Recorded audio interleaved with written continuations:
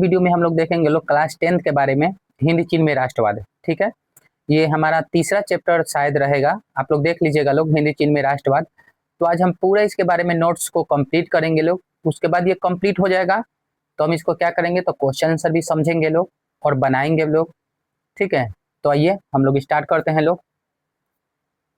चलिए, तो स्टार्टिंग से हम लोग देखते हैं लोग। चलिए देखिए, राष्ट्रवाद क्या है। ठीक है, राष्ट्रवाद क्या है, तो बाबू अपने देश के प्रति प्रेम, मोहब्बत और स्नेह रखना ही राष्ट्रवाद कहलाता है।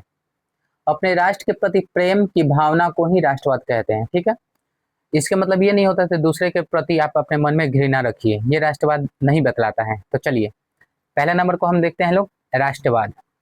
ठीक है, राष्ट्रवाद एक भावना है जो किसी विशेष भौगोलिक, सांस्कृतिक या सामाजिक परिवेश में लोगों में एकता पैदा करती है। समझ में आ गया कि मतलब आप किसी भी देश में रहिए, किसी सांस्कृतिक में रहिए या किसी समाज में रहिए, अपने लोगों के बीच में प्रेम मोहब्बत करना, एकता रखना, एक दूसरे से क्या तो संबंध रखना ही राष्ट्रवाद कहलाता है। ठीक है, राष्ट्रवाद का अर्थ राष्ट्र के प्रति निष्ठा, दृढ़ निश्चय, राष्ट्रीय चेतना का उदय, उसकी प्रगति और नियम आदर्शों को बनाए रखने का सिद्धांत होता है राष्ट्रवाद।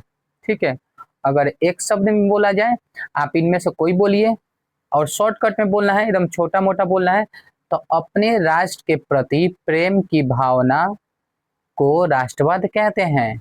ठीक है, जैसे कि आप भारत में हैं तो आप अपने भारत से उतना प्यार करिए जितना दूसरा कोई ना करे। आप अपने देश से उतना लगाव रखिए कि अगर आपके देश के बारे में कोई बुराई बतियाए तो आपको खून खौलना चाहिए, ये होता है राष्ट्रवाद। लेकिन इसके मतलब ये नहीं कि आप दूसरे देशों को नीचा दिखाएं, ये ऐसा बिल्कुल नहीं होना चाहिए।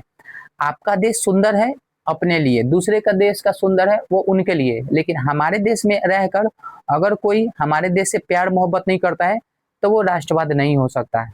ठीक है, चलिए अब यहाँ पे देखिए, हिंद चीन में राष्ट्रवाद आंदोलन। तो पहली बात तो हम ये देखते हैं कि हिंद चीन ही क्यों नाम पड़ा इस चैप्टर का।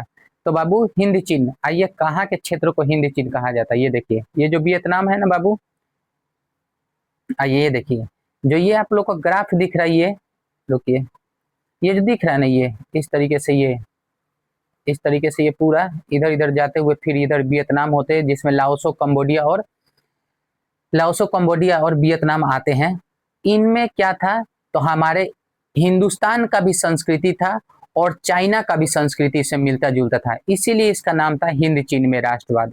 मतलब भारत और चीन दोनों का ही संस्कृति का यहाँ पर क्या था, तो वर्चस्व था, इसीलिए इसका नाम हिंद चीन पड़ा। तो हिंद चीन में कौन कौन आता है, तो हिंद चीन में लाओसो, कंबोडिया, वियतनाम। ठीक है, ये सब बड़े बड़े हमारे क्षेत्र आ जाते हैं, हनोई भी है इसमें, आगे हम लोग बहुत अच्छा से पढ़ेंगे लोग। ठीक है, तो हिंद चीन में समझ में आ गया हिंद चीन का नाम ही क्यों पड़ा, तो भारत और चीन के संस्कृति के कारण यहाँ के नामों को क्या, यहाँ के लोगों को हिंद चीन कहा जाने लगा, या फिर इतना दूर का हिंद चीन के नाम से जाना जाता है। ठीक है, देख रहे हैं यहाँ पे चीन भी है, इधर हमारे म्यांमार पड़ोसी है, तो इधर भी भारत से लगा हुआ है ये। ठीक है, तो वियतनाम में पता चल गया ना हिंद चीन में कौन कौन आता था लोग, तो लाओसो, वियतनाम और कंबोडिया। अब आइए यहाँ पे इसके बारे में पूरा क्षेत्रफल समझते हैं लोग।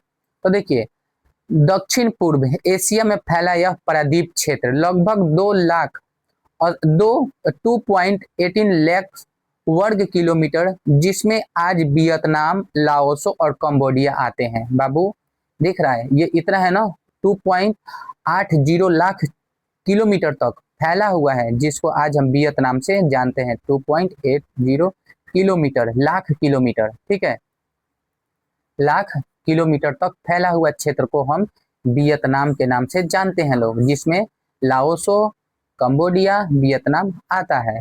ठीक है, चलिए, वियतनाम के तोकिन एवं उन्नाम कई शताब्दी चीन के कब्जे में रहा।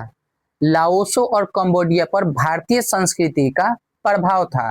अब उन्नाम टोकिन बाबू, टोकिन और उन्नाम में चीन का कब्जा होने से वहां का क्षेत्रीय लोग क्या किसके संस्कृति पे आ गए थे लोग, तो चाइना चीन के संस्कृति के पे थे लोग। लाओसो और कंबोडिया, इस पे किसका भारतीय प्रभाव था, तो भारत का सांस्कृतिक प्रभाव था। ठीक है, अब आइए 4वीं शताब्दी में कंबुज कंबुज भारतीय संस्कृति का केंद्र था। 12वीं शताब्दी में राजा सूर्यवर्मा द्वितीय ने अंकोर वाट मंदिर बनवाया। 16वीं शताब्दी में कंबुज का पतन हो गया। अब ये आप लोग को याद रखना है कि सूर्य वर्मा द्वितीय ने अंकोर वाट मंदिर बनवाया था, उसके बारे में ये देखिए, अंकोर वाट मंदिर ये रहा आपका। ठीक है, कोई दिक्कत नहीं। अब इसके बारे में थोड़ा सा पढ़ लीजिए। अंकोर वाट मंदिर विश्व का सबसे बड़ा धार्मिक स्मारक। स्थान क्या है, तो सीएम रिप प्रांत कंबोडिया, ये कहाँ पे है अभी प्रांत, ये कंबोडिया में पड़ा हुआ है। ठीक है, दूसरा निर्माण क्या बोल रहा है, तो 1113 से 1550 ईस्वी के बीच में ये बना था। ठीक है, खमेर साम्राज्य के राजा सूर्य कुमार द्वितीय द्वारा यह बनवाया गया था 12वीं शताब्दी में। ठीक है, बात है कि इसमें कौन समर्पित है, तो भगवान विष्णु को समर्पित है ये। बाद में यह बौद्ध मंदिर भी बना। ठीक है, पहले क्या था, तो भगवान विष्णु के नाम से था, बाद में इसको किस में कन्वर्ट किया गया, तो बौद्ध मंदिर में। इसका क्षेत्रफल तो 162.6 हेक्टेयर वर्ग किलोमीटर में ये फैला हुआ है। ठीक है बाबू, जो एक बहुत बड़ा धरोहर के जाना जाता है। ठीक है, यह भी आपको याद होना चाहिए कि यह दुनिया का सबसे बड़ा धार्मिक स्मारक है और खमेर वास्तुकला का एक उत्कृष्ट उदाहरण है। कोई दिक्कत नहीं होना चाहिए आपको। देख लिए, ये है हमारा कंबोडिया। कंबोडिया में जो सूर्य कुमार द्वितीय ने इसका निर्माण करवाया था। चलिए अब आगे चलते हैं। चीन और भारत के संस्कृति के प्रभाव के कारण हिंद चीन के नाम से जाना जाता है। ठीक है, यहाँ के लोगों को चाहे इतना दूर के क्षेत्रों को हिंद चीन क्यों बोला जाता है भाई, तो चाइना और भारत के संस्कृति के प्रभाव के कारण यहाँ के लोगों को हिंद चीन के नाम से जाना जाता है। ठीक है, अब आते हैं लोग कि इन पे कौन कौन आया, राज किया, व्यापार कैसा था, तो ये व्यापारिक कंपनी का आगमन और फ्रांसीसी प्रभुत्व है।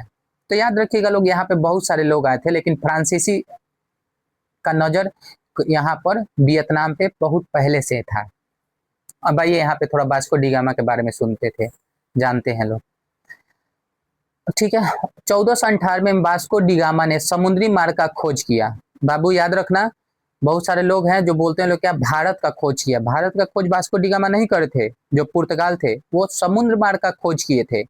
ठीक है, पुर्तगाली पहले व्यापारी थे। 1510 में पुर्तगाली मलका क्या था बाबू, तो यह एक पोर्ट था। ठीक है, जहां पर लोग क्या करता था, तो मतलब एक जैसे कि आजकल कैसे बंदरगाह बोल सकते हो। ठीक है, को व्यापारिक केंद्र बनाकर हिंद चीन के साथ व्यापार शुरू किया। बाद में स्पेन, डच, इंग्लैंड और फ्रांसीसी आए।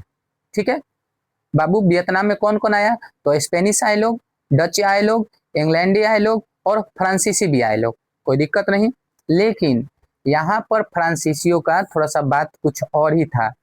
फ्रांसीसियों को छोड़कर किसी ने राजनीतिक प्रभुत्व नहीं कायम किया, लेकिन फ्रांस शुरू से ही प्रयासग्रस्त था। लेकिन फ्रांस शुरू से ही इस पे क्या, तो अपने निगाहें को गड़ा के रखा था। 20वीं शताब्दी के आरंभ तक संपूर्ण हिंद चीन फ्रांस के अधीनता में आ गया।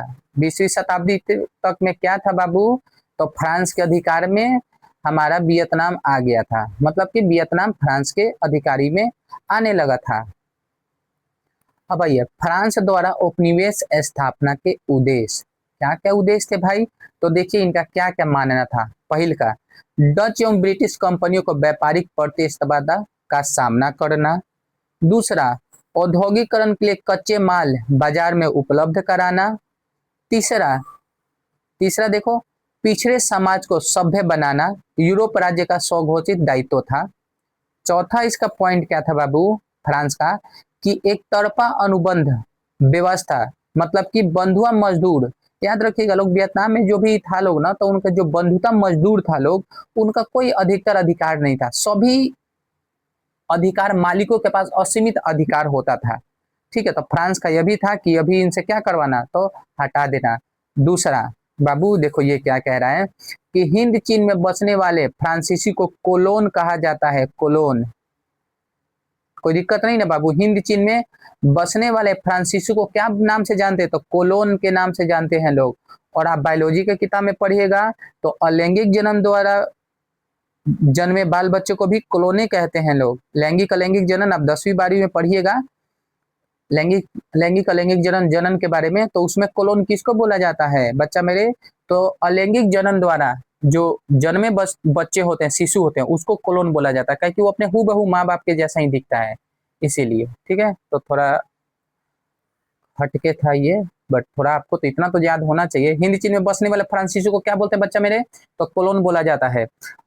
नेक्स्ट आते हैं लोग, हिंद चीन में राष्ट्रीय एकता का विकास। तो पहला, फ्रांसीसी उपनिवेशवाद को आरंभ से ही विद्रोह का सामना करना पड़ रहा था। 20वीं शताब्दी के शुरू में यह मुखर होने लगा। मुखर मतलब जानते हो, एकदम अपना एकदम पूरा बोलने लगा, अपने बातों को बीच में रखने लगा। जैसे कि पहले मैं डर डर के बोलता था कि मैं भी यहाँ पे राज करूंगा, मैं भी यहाँ पे दुकान खोलूंगा, मैं भी यहाँ पे अपना क्या करूंगा, बिजनेस करूंगा। ये पहले दब दब के बोलता था, लेकिन 20वीं शताब्दी में पूरा एकदम मुखर होने लगा लोग, पूरा एकदम स्पष्ट स्पष्ट बोलने लगा लोग कि हाँ हम भी यहाँ पे अपना काम धंधा करेंगे लोग। तो मुखर के मतलब समझ गए आप लोग। नेक्स्ट, 1930 में फान बोईचाउ, याद रखना लोग, फाइन बोईचाउ कौन था भाई, तो क्रांतिकारी संगठन बना। ठीक है, एक क्रांतिकारी संगठन बना। इसका नेता क्या कौन थे, तो कुआन दे। इनका नेता कौन थे बाबू, तो कुआन दे थे। फान बोईचाउ ने the history of loss of Vietnam लिखकर हलचल मचा दिया। याद रखना बाबू, फान बोईचाउ क्रांतिकारी संगठन बना, नेता कौन था बाबू, तो कुआन दे। फान बोईचाउ ने the history of loss Vietnam लिखकर हलचल पैदा कर दिया। कोई दिक्कत, तो याद रखना क्या था बाबू, यह एक किताब था, the history of loss of Vietnam. ठीक है, लिखकर हलचल मचा दिया। जैसे भारत में भी, चाहे और भी बहुत देशों में ना बाबू, आज ना हम लोग के पास व्हाट्सएप है, फेसबुक है, इंस्टाग्राम है, तो हम लोग शेयर करते रहते हैं लोग। लेकिन पहले ऐसा चीज नहीं था। पहले क्या था, तो यही लेखों के द्वारा, पंक्तियों के द्वारा, चाहे अखबारों को द्वारा क्या किया जाता था, तो उस पे इतिहास लिखा जाता था, पोएम लिखा जाता था, उसी से क्या करा जाता था, तो सत्ता परिवर्तन का ना सोचा जाता था, चाहे लिख के लोगों को बतलाया जाता था कि देखो तुम अपना हिस्ट्री खो दिए।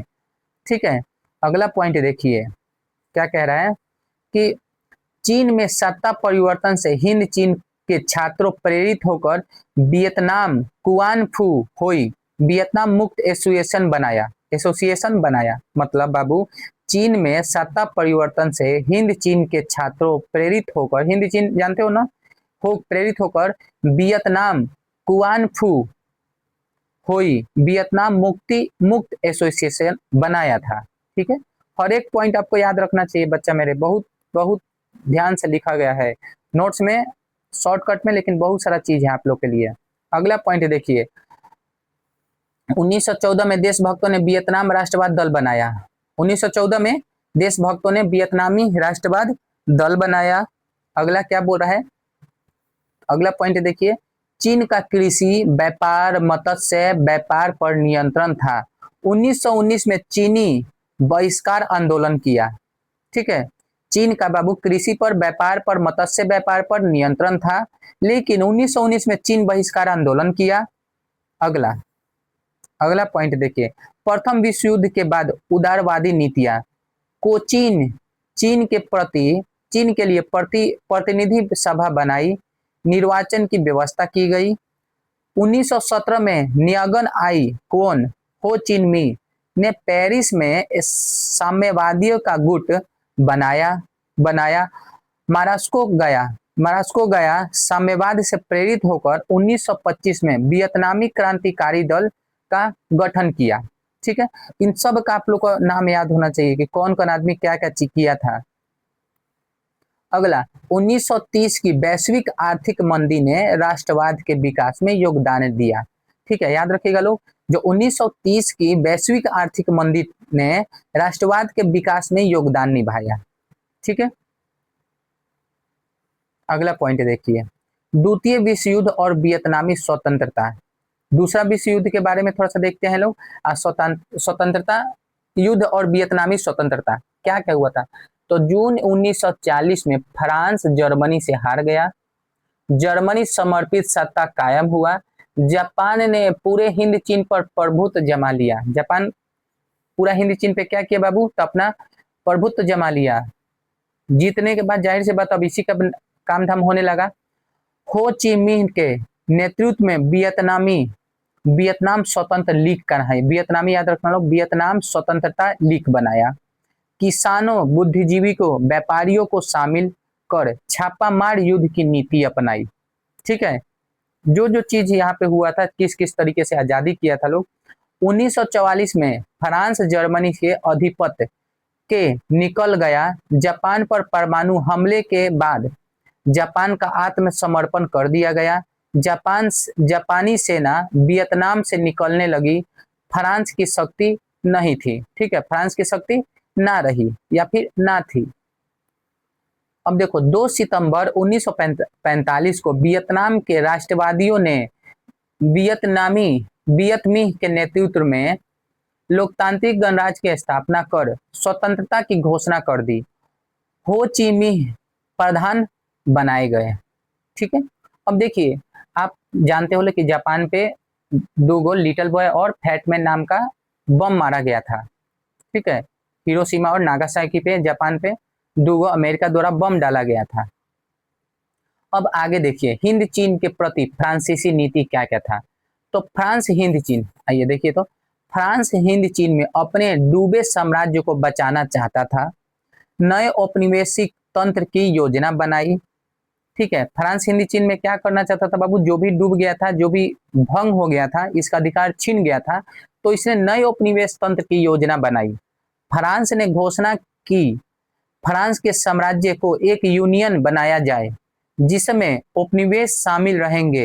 हिंद चीन इस महासंघ का अंग होगा। ठीक है, क्या बोला, फ्रांस ने घोषणा की कि फ्रांस के साम्राज्य को एक यूनियन बनाया जाए जिसमें उपनिवेश शामिल रहेंगे। हिंद चीन एक इस महासंघ का अंग होगा। ठीक है, लेकिन आगे हुआ क्या देखिए, जापानी सेना हटते ही फ्रांसीसी सेना के सैगान पहुंची। वियतनामी छापामारों ने भयंकर युद्ध किया। फ्रांसीसी सेना सैगान में फंसी रह गई। ठीक है, अगला पॉइंट क्या कह रहा है कि 6 मार्च 1946 को हनोई समझौता हुआ। फ्रांस ने वियतनाम को गणराज्य के रूप में स्वतंत्रता इकाई माना। यह गणराज्य हिंद चीन संघ में रहेगा। हिंद चीन संघ फ्रांसीसी यूनियन में ही रहेगा। मतलब इसका जो बात था वो होने लगा। अब अगला पॉइंट क्या कह रहा है कि फ्रांस ने कोचीन चीन में पृथक सरकार स्थापित कर हनोई समझौता टूट गया। फ्रांस को वियतनामी प्रतिक्रियावादी ताकतों का समर्थन मिला। उसके बाद क्या हुआ बाबू, हो चिन मिन्ह की ताकत इतनी नहीं थी कि फ्रांसीसी सेना का प्रत्यक्ष मुकाबला कर सके, इसलिए उन्होंने क्या किया बाबू, तो गोरिल्ला युद्ध शुरू किया। ठीक है, गोरिल्ला युद्ध शुरू किया। गोरिल्ला सैनिकों ने दिन वियन फू पर आक्रमण कर दिया। फ्रांस बुरी तरह हार गया। फ्रांस के 16,000 सैनिक आत्मसमर्पण कर दिए। दिन वियन फू पर साम्यवादी का अधिकार हो गया। ठीक है, अब इतना कुछ होने के बाद उसके बाद यहाँ पे एंट्री किसका होता है बाबू, तो अमेरिका। यहाँ पे क्या होने लगा, अमेरिका का एंट्री होने लगा। तो इसके बारे में हम लोग अगला वीडियो में पढ़ेंगे लोग। अभी है कल ये वीडियो में कंप्लीट हो जाएगा आप लोग का। तो अमेरिका का एंट्री होता है बाबू। तो अमेरिका क्या क्या करता है, अमेरिका भी पीछे कहाँ हटने वाला था इन सब में, तो अमेरिका भी अपना दाल गलाने का प्रयास किया। ठीक है, तो अगले वीडियो में हम लोग इसके आगे से ही पढ़ेंगे लोग। तो आज के लिए इतना ही, बाय।